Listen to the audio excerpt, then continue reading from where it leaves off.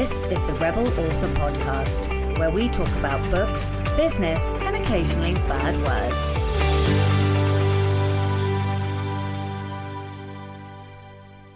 Hello, Rebels, and welcome to episode 284 of the Rebel Author Podcast. Today, I'm talking to Josee Smith all about why your writing dreams matter. First, to the comments on A.Y. Chow's episode, Vendela, who I also met in Stockholm, said, "Oh my God, yes, two of my favourite women in one episode. I can't wait to listen." Robbie Francis said, "I completely know how Alice feels about too much tension. Angel has fallen and hijacked the Idris Elba series on Apple TV. My blood pressure was probably 200 over 100 the entire time." My Girl Games Kickstarter, my Girl Games Kickstarter will have launched. I can't believe we are less than a week away. Actually, by the time this goes live. Right, so as I record this, I'm recording it slightly early on Tuesday, the 25th of February. And it is a week and 1 hour until my Kickstarter goes live. And I can't fucking believe that we are almost here. I don't think I have ever been this excited. We have a staggering, truly staggering number of followers this time. I'm actually a little bit in shock. It is 1,415. That is very nearly double. So the last Kickstarter, we started on 718 followers, and this time we are on 1,415. So we only have a few more, literally just over a dozen more left to go before we have doubled the past Kickstarter. What the actual fuck? I pretty much lost it when we got to the end and heard about those amazing vampire fangs. I was laughing so hard I had to stop for a couple of seconds to remind myself that we'd be listening to you both talk about tension. Okay, so as this goes live, I think in large part, some of that is to do with the reveals over the last couple of weeks. Obviously, we have been hammering the marketing for a really long time now. We've had quite a lead up, I would say. I think we've had 3 to 4 months lead up this time, and we have been marketing pretty much consistently on that. So it's due to a lot of hard work, basically, that we've got the follower count that we have. However, on this campaign in particular, I have been burrowing away on a new novella. I've talked to you about the novella. I can't remember if I've actually announced what it was on here, but essentially after the Girl Games finished, I left a thread hanging open about a wedding, and I have been asked on a very regular basis whether or not I would ever do the wedding, and I didn't want to do just an epilogue that was like a slice of life because that would bore me. I have to have a story there. Now, it is only a novella, so it is more on the end of insta-love. The complexity is not there because it's a novella. The subplots are simple. It is basically like candy fluff smut wedding. It is between two it's a princess brat and a vampire dom who is gonna sort out the brat, and I fucking love it. I literally love it. Not only for the fact that I know that everybody else is going to love it because so many people have asked me for this bloody wedding scene. So I basically created a crossover romance between one character from each series, and I'm setting it at the wedding. It's a bodyguard romance. It's not going to be long. It will be under 40k. So that's why I say, it's not going to have the level of complexity and twisting threads that like a 300,000 word trilogy is going to have. But nonetheless, it is pure crack to me. I have rammed it full of tropes and I fucking love it.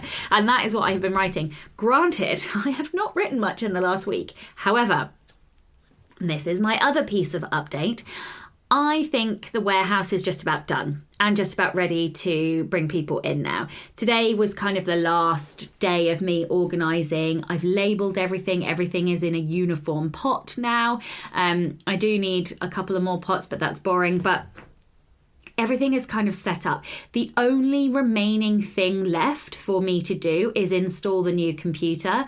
And all I have to do is literally download the drivers for the DPD printer, which I will sort out tomorrow.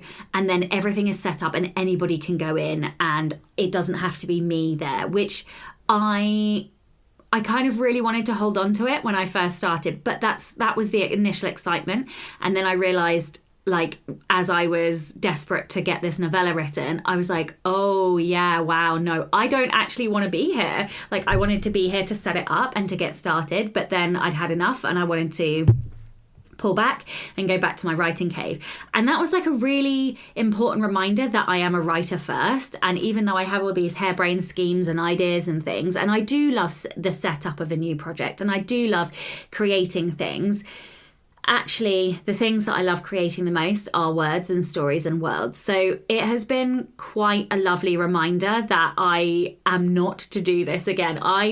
I'm literally telling everybody in my life, if I come up with any fucking stupid ideas again, that they have permission to like spank me, because I am not allowed to do anything other than write words for the rest of this year. Another thing that has sort of helped with this is that I've had quite a bad allergic reaction to what I think is the paper mulch. I'm not entirely sure, but I'm having a skin reaction to being inside the unit, and I can only attribute it to the paper mulch that's in the air. I've put an air purifier in there and a humidifier just to put some water in the air, not loads. I'm not running it for huge amounts of time because obviously I don't want a damp room, but I do need a little bit of water in there because it's a very, very dry environment. Obviously I was running the heaters to keep the books from warping.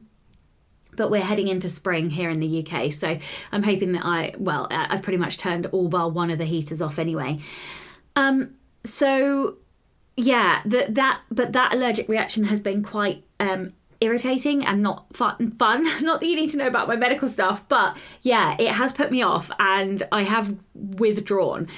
But what I will say is that I really hoped that the warehouse was going to be where I would write and where I would work from, and like having that place to go that's not home. And actually, I don't think it is going to be that. Now, the reason for that is when I am there, the priority is packing. And so if I'm at the desk and an order comes in, I'm immediately distracted and I want to pack it instead of continue doing the work that I'm doing. That's okay. It's still a place to go and I really enjoy having a second place to go, but I do think I'm now ready to let go.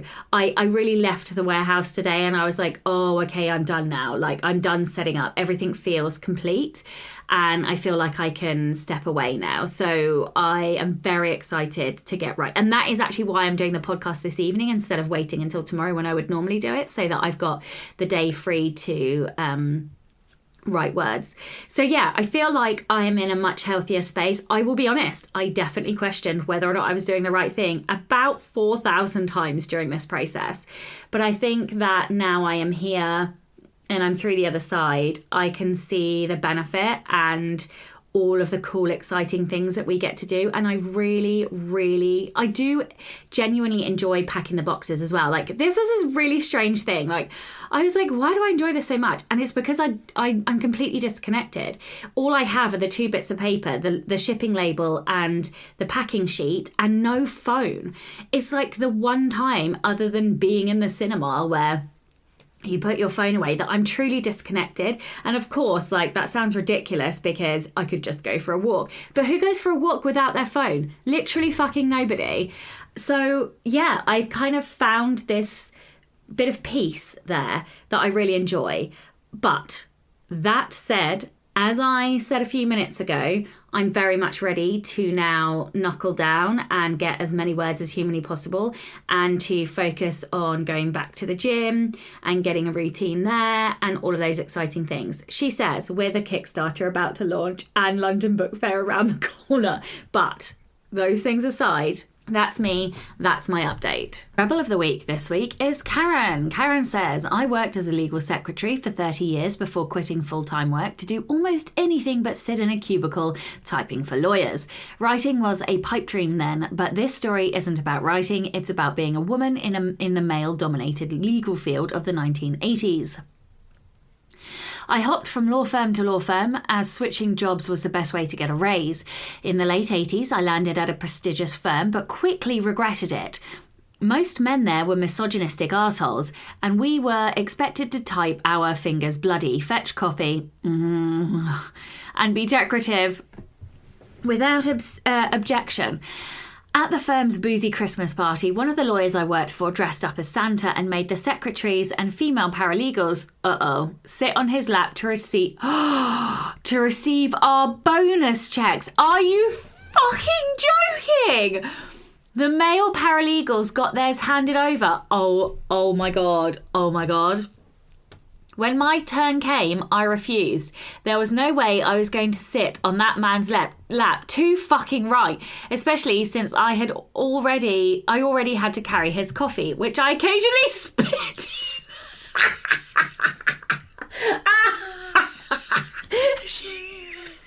Sorry for everybody. Which I occasionally spit in. Oh my God, you fucking legend.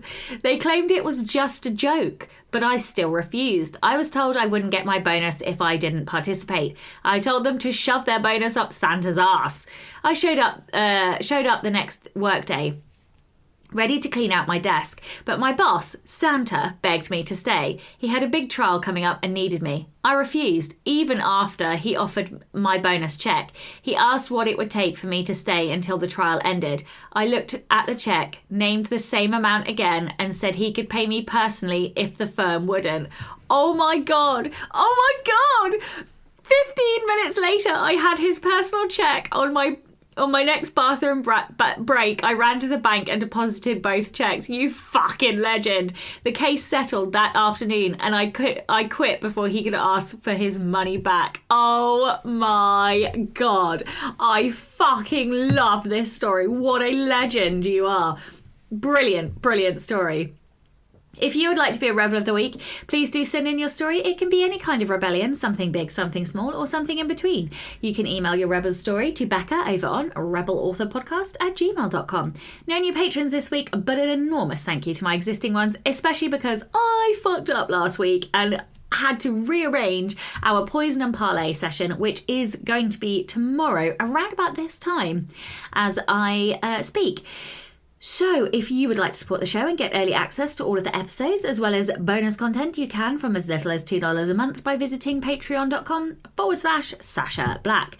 Enough from me. Let's get on with the episode. Hello and welcome to the Rebel Author Podcast. Today I'm joined by Josee Smith.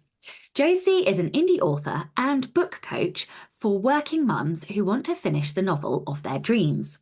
She achieved her childhood dream of finishing a novel and publishing it in 2021, and now she supports other writers with the same dream. As a new mum with a busy job, she understands the challenges of managing it all.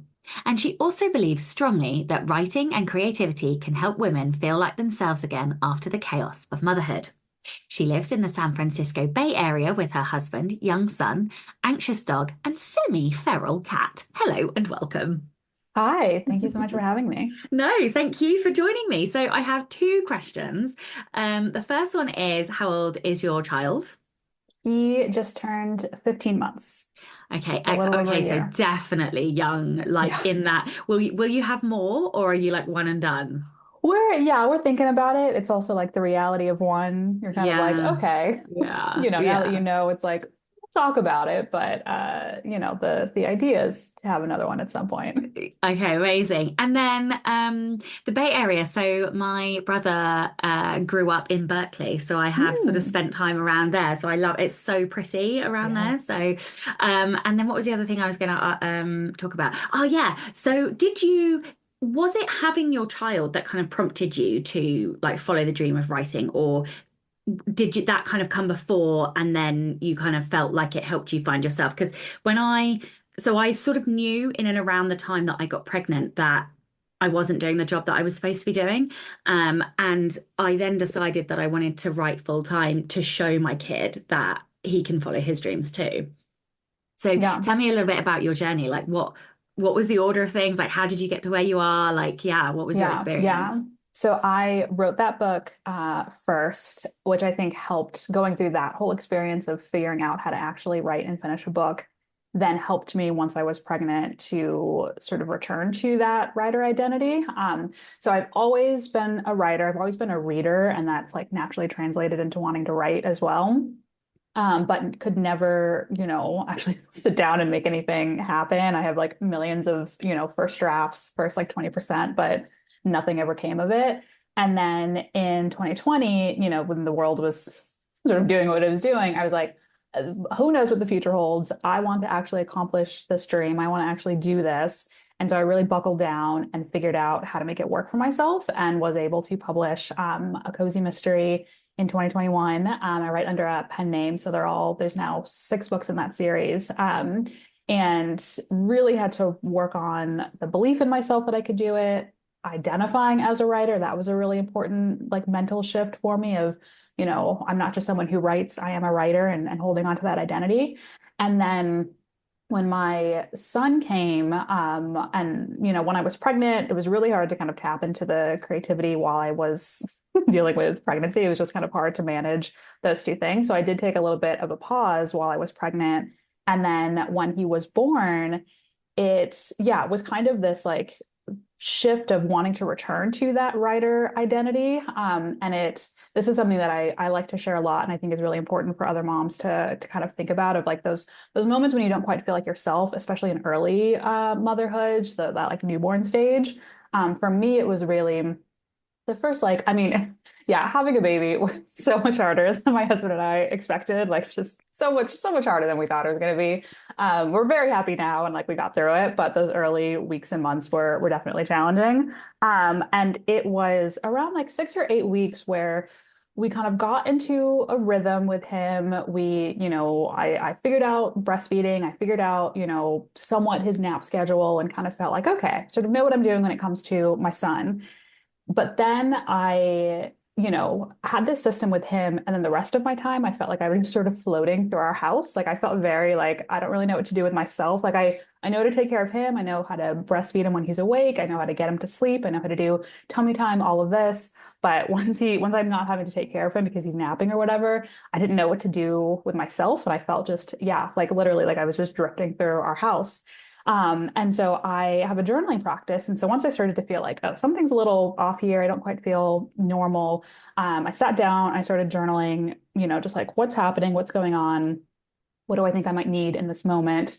And I literally wrote out a list of like, okay, what are things I can do while he's napping and I don't have to take care of him? I wrote down like, read a book, watch TV, these like basic things that I just forgotten that I could do because I was so focused on taking care of him. And as part of that exercise, I also wrote down return to a story that I had, left behind previously when I got pregnant. And it was just this moment of, oh yeah, like I am also a writer. I'm now a mom. That's a very important identity to me. But writing is also really important to me. And now I want to focus my attention and time on figuring out, okay, how do I come back to my story? How do I get back into the act of writing a novel? Like, what does that look like for me? It's going to be very different, obviously, with my son, but it was still really important to me. And so, yeah, I kind of had to have this realization of like, oh, yeah, this is still something I really love. How can I get back into it? And that's something I hear from a lot of moms, especially moms with like older kids sometimes too, of just feeling like, their lives are so consumed by their children. We're told that so much through society that like we should give everything to our kids. And I think it can cause a lot of anxiety for people or distress for people when they don't feel like they have other things going on in their lives. And so I think, yeah, for me, I'm really passionate about helping other people figure out, okay, how can I have this balance of still showing up for my kids in a way that I feel good about, but also still, doing things for me, pouring into my cup, writing the stories that I really love. And definitely my motivation has shifted to now be like, okay, I want to show my son what's possible. He can go after his dreams, all of that. That's definitely part of it. But also, I just love writing for me. I love having readers. I love sharing stories with people. So it's definitely my motivation has shifted, but having that writer identity has helped kind of carry me through those early stages of having a newborn and just being like, I don't know what to do with myself right now. It's really interesting hearing like the parallels to my own journey. So I carried our son, and because I have a wife, so I carried, and I breastfed for 9 straight months, and because he wouldn't take a bottle. So Mm. I lost any sense of freedom and I couldn't go anywhere for more than about an hour because whilst I had enough milk to feed the 5,000, I couldn't express. So we tried three different pumping machines, we tried hand expressing, and all that happened was I ended up bruised and was unable to produce any milk. But if he ever detached, I would literally like spray the entire house with milk. It was hilarious. I mean, it wasn't funny, but it was funny. It wasn't funny because milk is sticky and goes sour and like, anyway. But on top of that, he didn't sleep through the night until he was Mm. 2. Oh no. So I had literally and I had to do all the night stuff. My wife would do the early morning stuff, but I did the night stuff. So I had like 9 months of not being able to go anywhere by myself. And then like another 18 months or whatever the math is, of exhaustion and having to kind of run my life around his nap schedule. But all that being said, we were very adamant that he would have to fit into our schedule. So we took him traveling like right from the off. I think he was like about 15 months old when we went to New York the first time. Mm. And he went to Spain at 5 months. So like we were always like, he has to come and do what we want to do. And, like he was toddling around Stockholm when he was like 2. And, anyway. But that said, that kind of lack of freedom completely screwed with my sense of self and who I was because I just felt like I was there in order to feed and nourish another human. And you definitely lose that sense of creativity. I think yeah, so it was really interesting hearing you talk about that and kind of your journey. And like, it was a long time ago now for me. Like, my son is 11 at the end of this month. So I'm like, oh, but you're bringing back all those kind of like memories. Um, what, so was the journey of journaling kind of how you found yourself again? Hmm. Yeah, Okay. yeah, I think so.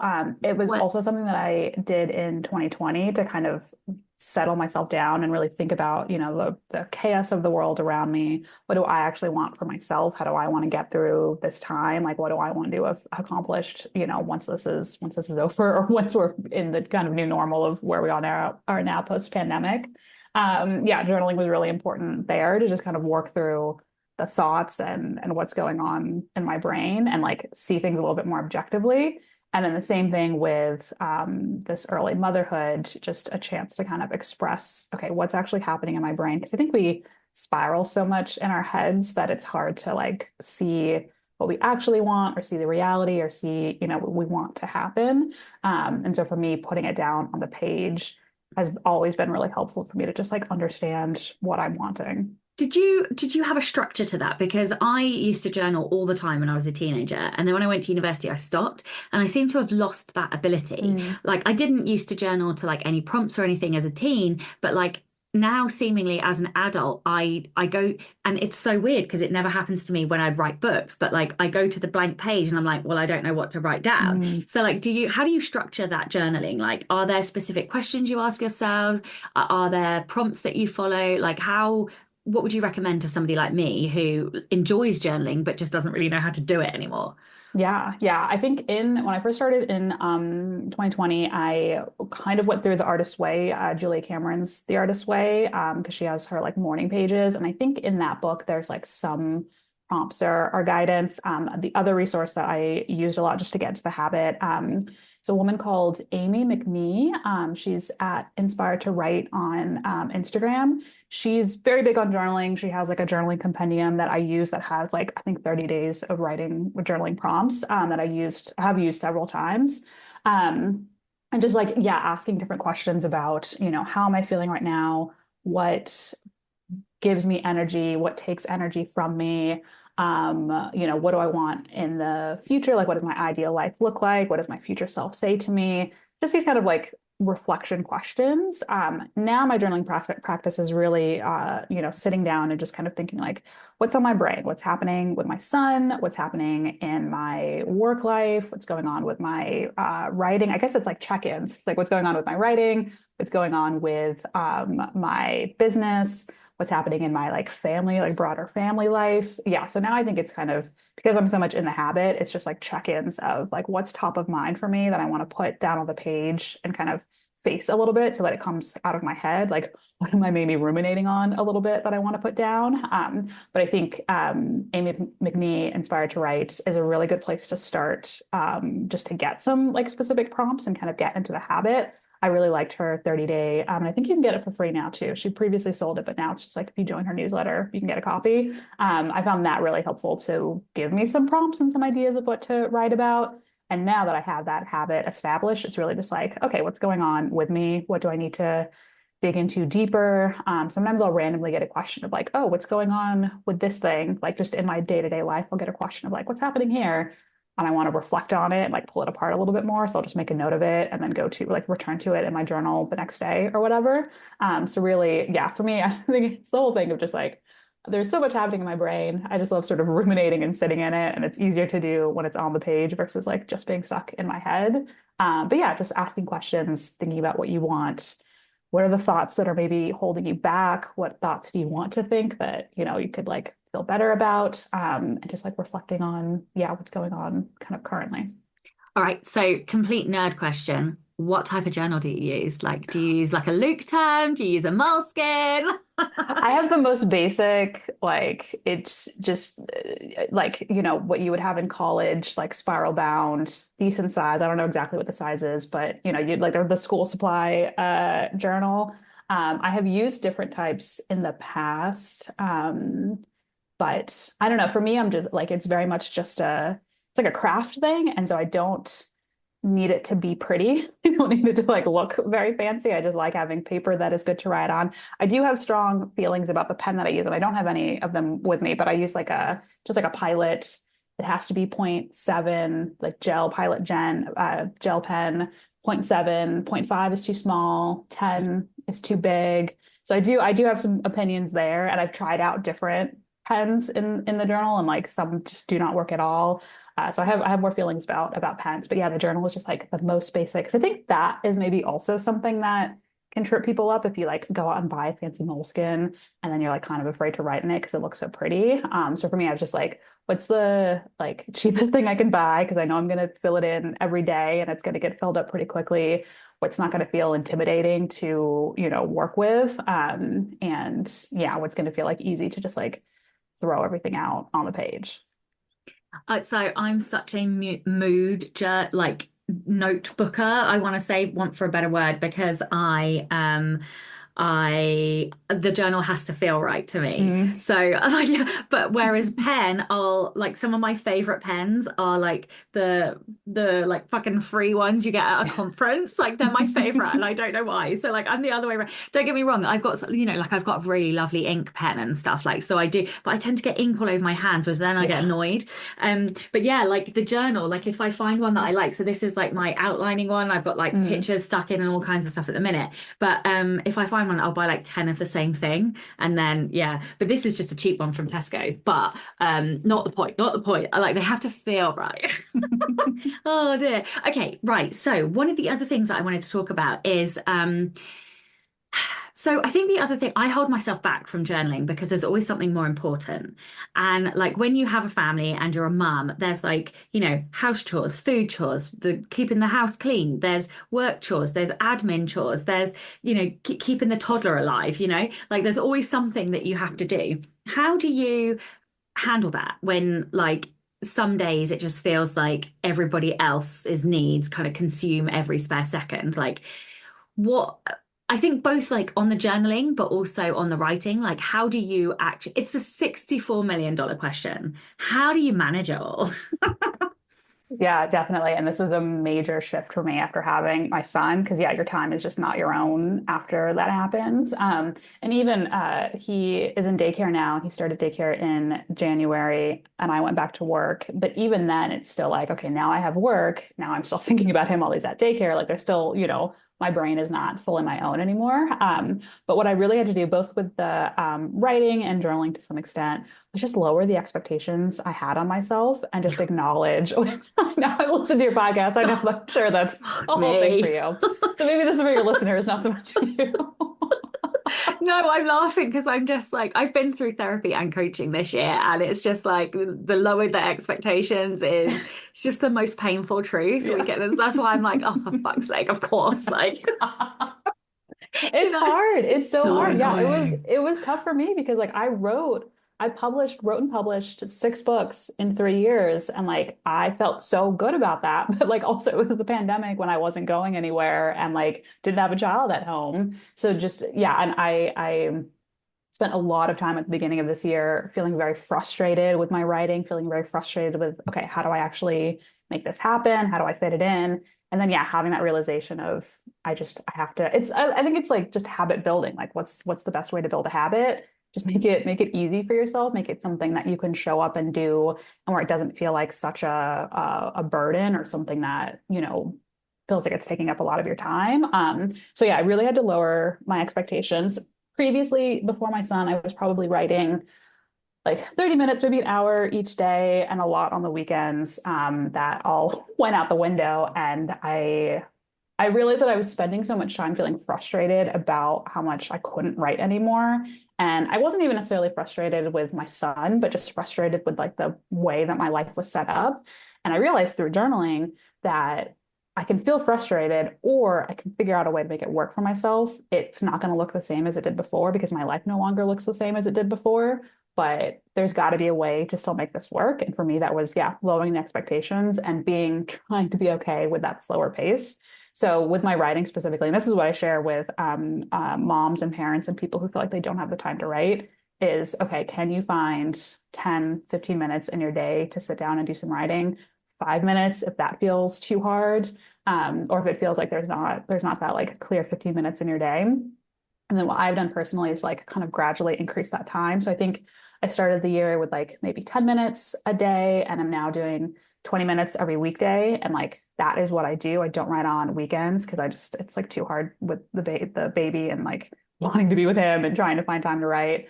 I also do I think like community is really important as well. And so I have a Friday Zoom session with a friend where we will write for an hour. And so that kind of helps to extend the amount of time that I'm writing for. But yeah, 20 minutes every weekday. It's slow, but like I don't know. I finished a first draft this year. I'm currently editing. I hate editing, so like it's taking a really long time because I just hate doing it.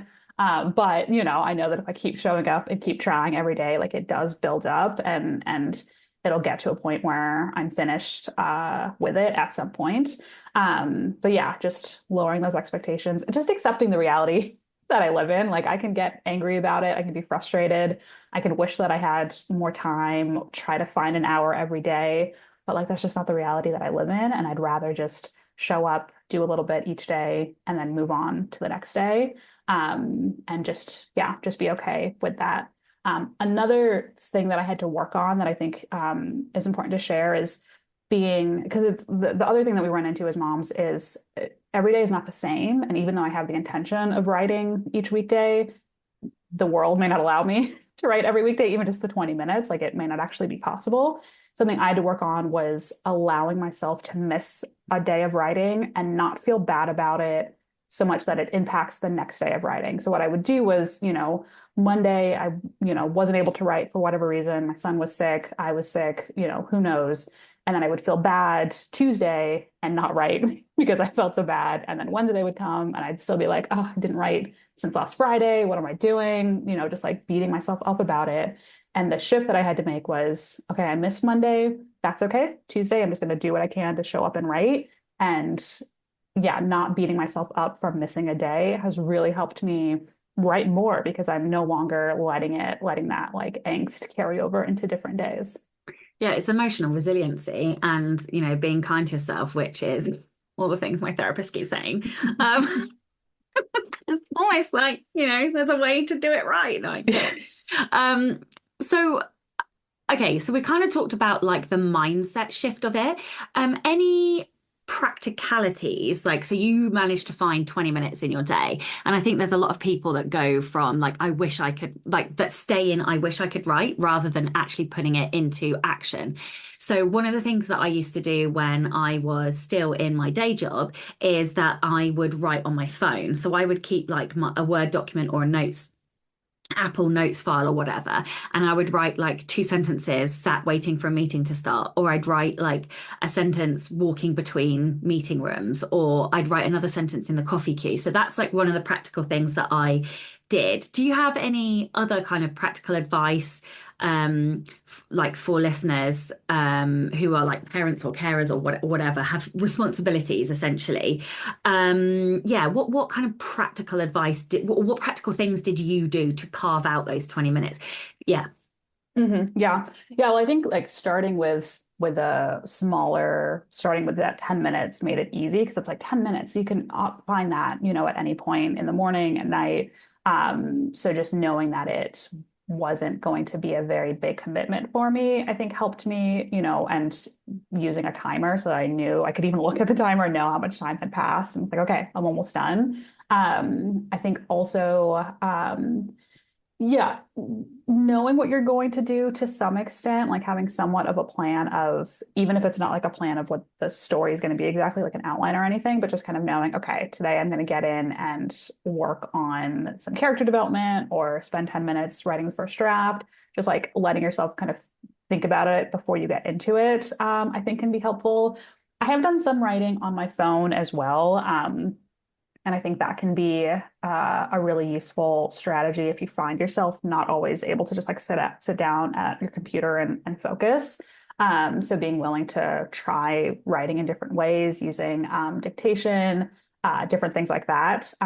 This is something that when I coach writers and work with them, this is like one of the first things we talk about is like, okay, what's actually going on in your life? Like, where do you think you could fit the writing? Where are you trying to fit it and it's not working? Because I think everyone's so different with what works best for them. And it's important to be willing to experiment and try out different things and kind of talk about, okay, what could work for you, and what's maybe something that's not going to work for you. And yeah, just giving yourself grace through that whole process and acknowledging that, like, it's not going to look maybe perfect, quote unquote perfect. It's not going to look like what it looked like before. 2 minutes on your phone before a meeting can be perfect for you, that kind of thing. So I think it's just, yeah, a willingness to experiment and try different things and allow it to kind of come together for you over time, and just like sticking with it, I think is important too. One of the things that you kind of mentioned, in fact, I feel like we've both sort of talked around it, is this feeling of like lost and losing pieces of ourselves, like during the process of motherhood. Um, for those that feel like maybe they've lost their creative identity and don't know where to begin to start finding it, like how do we find that? I know you've talked about journaling, but like how do we dig into finding that creativity, like that creative identity again? Because I feel like motherhood changes the type of creativity, or like it changes ourselves. We are no longer the, young, innocent, responsibility free person. So like we cannot create in the same way that we used to. Yeah, yeah, definitely. I think reflecting on like what brought you to creativity or writing in the first place, like what was that initial motivator, or what was that initial reason or why for doing it? For me, I write because I want to, return to that little girl who loved reading books and always wanted to do it herself. Like I want to show up for her and actually make progress on this dream because I know how great it feeds that little girl inside of me. So I think getting really clear on why did you want to do this in the first place? If you could choose to do anything in the world, you could spend your time in any way. Why was creativity something that was important to you? And just getting clear on that for yourself. It could be journaling about it, sitting and reflecting on it, talking to other writers about it, to just kind of, go around and say like, hey, why are we doing this in the first place? I think getting that clarity can help you see why this was something you wanted to do in the first place. And then I think it's also just working on the belief that you deserve to do it, that your dreams matter just as much as your kids' dreams, your family's dreams, what your work wants for you.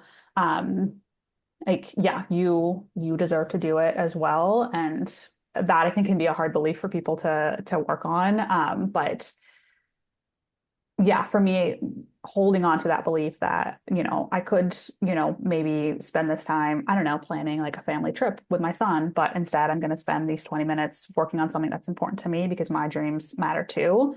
And yeah, holding on to that belief, I think can be really important to help get yourself back to having creativity in your life. I remember listening to a podcast by Elizabeth Gilbert, and she was talking. I can't remember if the lady was on it or if she was reading something from the lady or recounting a memory. She often recounted memories on the podcast, but she was talking about this lady who was a mother and who turned around and said, I have to love myself first before I can Mhm. love you. And that never really left me. Like, I think we get told in air quotes by society that it's really selfish to like want to pursue these dreams and want to have this thing for yourself. Whereas I feel like it's really noble to show my kid that I'm hardworking and that I have dreams and it's okay to pursue your dreams. Um, yeah, what do you think about this whole concept of mothers being selfish for wanting to work or like for having a dream that's bigger than themselves or like how do we kind of reconcile that with like what is actually a hormonal driver to give everything to your child, every single piece of yourself, including your body and you're massacring your bloody vagina, like what what do you kind of feel like about that selfish idea concept? Yeah. There's definitely that hormonal aspect to it, and trying to get some distance from that, I think can help. Because also we have to realize that it is just what society is telling us. Like it does not have to be true for us. Society has told us a lot of things over the course of human history that don't need to be true. They told us things about who we should love, who we should spend time with, all of these things. And it's like we've chosen to disagree or build something new in those areas.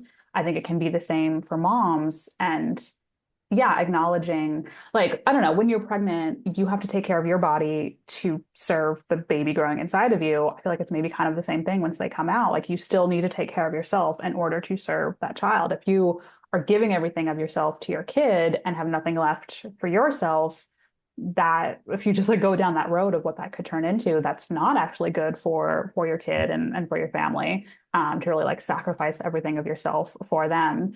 And I also think that, yeah, when I show up and do my 20 minutes of writing every day, I feel really good afterwards. And I'm really excited to then spend time with my son, to then plan that family trip to, kind of return to him. Like I've filled up my cup and can now go spend time with him. So I think, yeah, just acknowledging that, like, yeah, society may say that we have to sacrifice everything. Maybe we have sacrificed a lot throughout the experience of trying to get pregnant, being pregnant, giving birth, all of that. But we still matter. Like our dreams still matter, our interests still matter. It's we as a person are still, separate from being a mom. And the more we can nourish ourselves and give ourselves what we love, the better I think we can show up for our kids and show to them, model for them that you can go after your dreams. Like I have a, bookshelf with my books on it. I can show that to my son. You have the same thing. You can show that to your son I really that like, can't. Mine are hey, very spicy, but yeah. sure. Maybe one day, I don't know, You know what I mean? maybe, Yeah, yeah. yeah. But yeah, I think that's just like such an important, yeah, like we want our kids to have certain values. We want them to grow up to be a certain way. And if we can model that and show them like, hey, this is what it looks like to go after our dreams. This is what it looks like for mom to make a bunch of money and be able to take us on trips and do all of these things. I think that's so important. We can't do that if we're just always sacrificing for them. What's the most common advice you find yourself giving to your clients? Um, they really struggle with finding the time to write. And so I say over and over again, just lower your expectations of yourself. Give it a try. People really hate that. They hate it so much. They're like, 10 minutes of writing, impossible. I'm like, well, have you tried it? Have you tried it for a month? Have you seen what happens? Yeah, it's like, or also like how many minutes a day you want to sat on the toilet, like scrolling, Yep. like instead of Instagram, scrolling, Netflix, all of these. yeah, Yeah. Yeah. yeah, like sit down and, um, sit down and write some words. What do you wish you'd known about creativity and motherhood before you got pregnant? Mm. I think Well, I was gonna say I wish I'd known that motherhood was gonna be so hard, but I don't know if I would have necessarily gone through with it if I'd had that clear picture of those early days. I think I guess maybe like how important it is to still maintain that like writer identity or that separate identity from being a mom. And how, I don't know, just how like nourishing having that other identity can still be for the rest of my life. Um, yeah, it's an amazing feeling to like raise a kid and see him grow up and see all the things he's able to do. And then to know that also I'm spending time to kind of raise myself through this journey and figure out how I want to be a mom who still takes care of myself. It's been a wild 15 months, but very exciting time to kind of figure out, okay, what do I want the rest of my life to look like now that we've kind of made these big shifts and um yeah, just being willing to be flexible and try new things. I think, yeah, I don't know. It's also just it's been such a wild journey that like, I don't know, it's that past me just kind of off doing her own thing and this experience has been wild. But yeah, finding the way to kind of balance the two and hold those two identities has been crucial. Do you think that motherhood has changed, like, I don't know whether what I want to say thematically, but changed your creativity, like the actual manifestation of it? Or do you think it's more, or has it changed other parts of you instead? Yeah. Do you think it has influenced your creativity at all?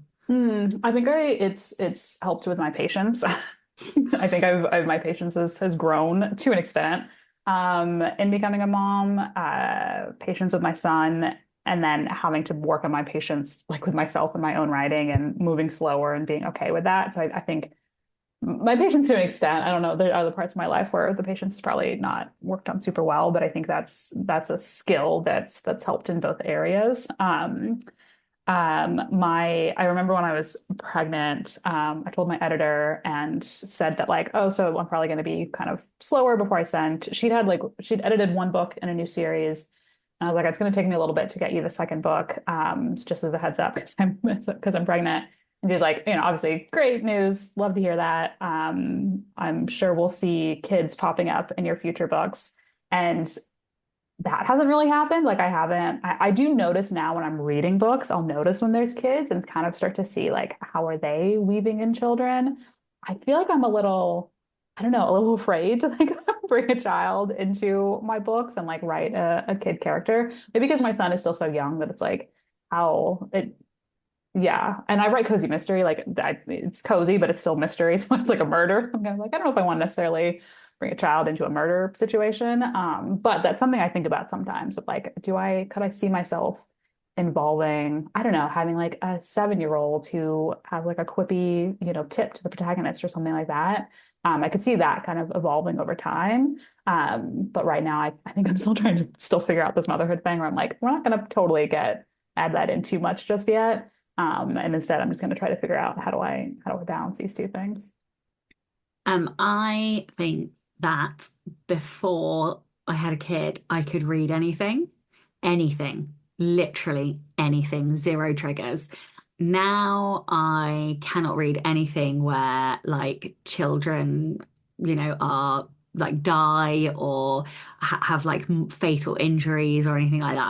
I just can't do it. So that is now like a very significant trigger because I'm like it feels far too like of a real threat. Like I don't know. Anyway, so Mm, I know that has changed. And then in terms of like my creativity, I feel like I write more thematically now, whereas I didn't really before. I think I was just writing stories, whereas now I think a bit more deeply about who I am in order to be a model for him.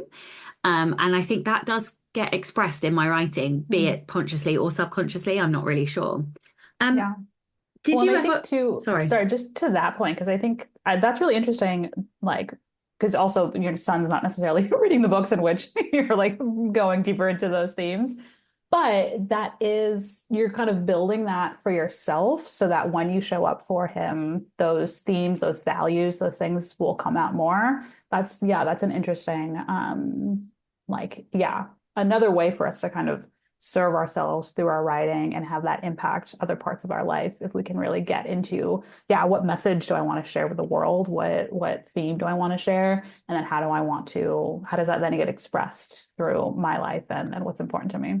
Yeah. Were there any days where you just wanted to give up, where you thought that it was impossible and you were exhausted and there was no way you could make it through and you couldn't have both motherhood and creativity? And how did you survive? Hmm. I don't think there was ever a day where I was like, this is not going to work. We're also very lucky that my son is a good sleeper, so we figured that out pretty early and like thank goodness, like that was really important to us. I don't know what we would do if he were not. That I'd be in a very different place if that were the case. But so I don't think it never got to like that extent.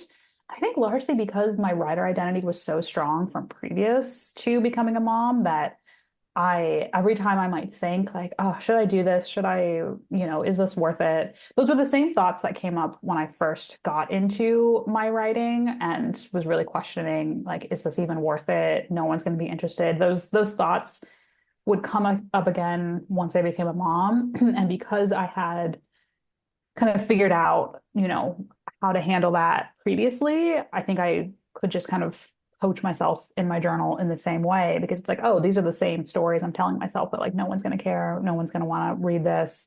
They were the same issues that I dealt with previously. I was able to get through it and write books and put them out into the world. And so, yeah, I was able to just kind of handle those same stories that came up because that writer identity was so strong because I'd already dealt with those thoughts and beliefs that, weren't actually serving me.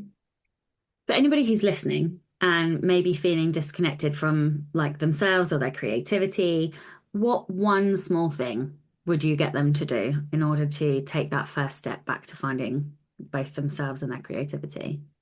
Yeah, I think maybe like spend a week, spend a month just sitting down every day and writing a couple sentences about why you want to write or what your creativity means to you. I think coming back to ourselves in a small way and trying to build it up over time, I think will help with that belief, will help you really own the idea that this is worth doing, this is important for you to do.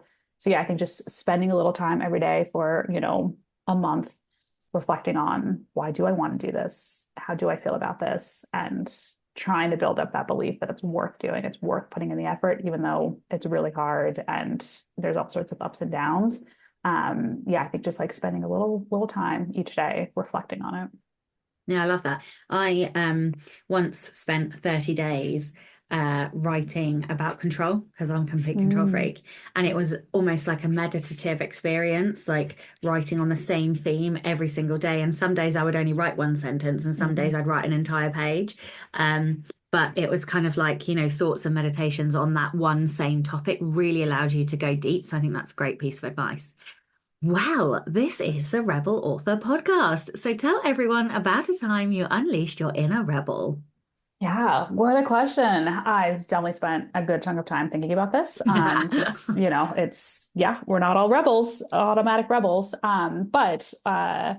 So when I was in college, I've always like being a writer, author has been of interest to me, but I never had any other kind of like more typical job thing that was driving me. And in college, I got interested in, becoming a lawyer, going to law school, all of this in the way that I think a lot of college students who, want to save the world think that that's the path we should take. And so, my junior year, my third year, I started researching, figuring out, okay, what would it look to go to law school? What do I need to do? How do I prepare for it? All this. And I definitely, there's something about when you say to someone, oh, I'm planning to go to law school, I'm going to do this. It's a very like socially acceptable thing to aspire to. But as I was like researching it and looking into it further, I realized like, oh, this is like really hard. And lawyers, as I like interacted with lawyers, I interned at a law firm. I was like, this is not actually the life that I want for myself. Or like I'm not too sure if like I want to jump straight into law school after college. So I, again, kind of just like sat and reflected with myself of like, what is actually important to me? And the big thing that was important to me in college was wanting to get to a point of like actually making money. And I knew that if I went to law school, I would actually take on more debt and wouldn't be making any money for that time.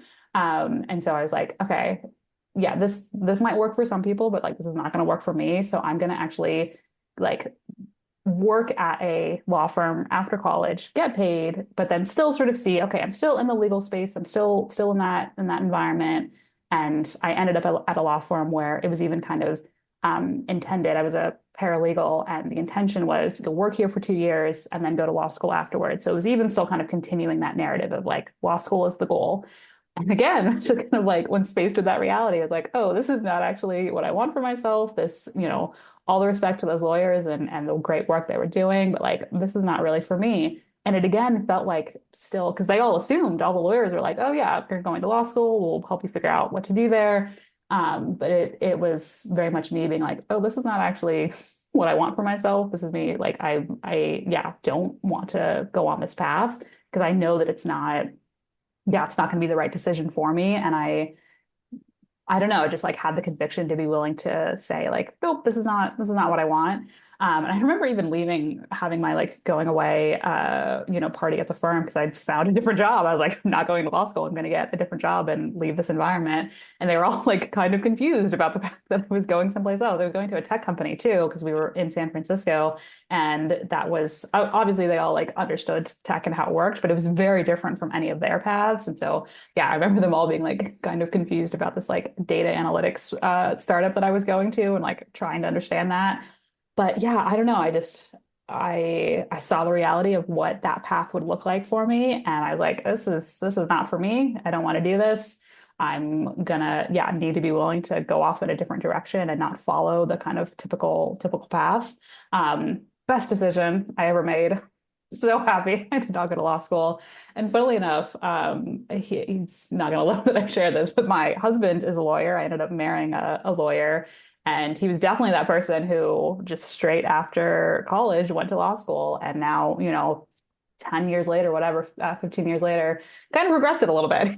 Kind of like maybe I should have followed your path of being willing to go off in a slightly different direction. But I don't know. I think, yeah, I'll sometimes just get these like beliefs or convictions or ideas about, wanting to do something a little bit different and being willing to yeah, not listen to someone else who says it's going to be the right decision for me or who thinks that like this is the typical path that we should follow and just being willing to go off in a different direction.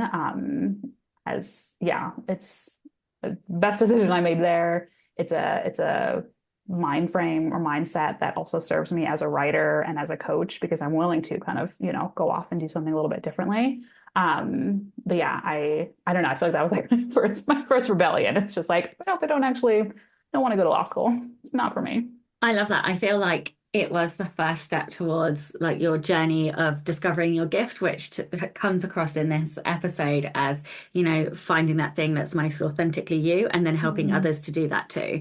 Like that's kind of what it feels like. And that is what you did right there. So it kind of feels very meta, for want of a better word. Amazing. Well, would you like to tell everyone where they can find out more about you, your books if you want to, or anything else, any services, anything you'd like to add? Yeah, definitely. So yes, if you like cozy mystery, I'd love if you come check out my books. I write under the pen name Josephine Smith, so you can find them on Amazon. Cozy mystery, cute dog, quaint inn, murder, great time.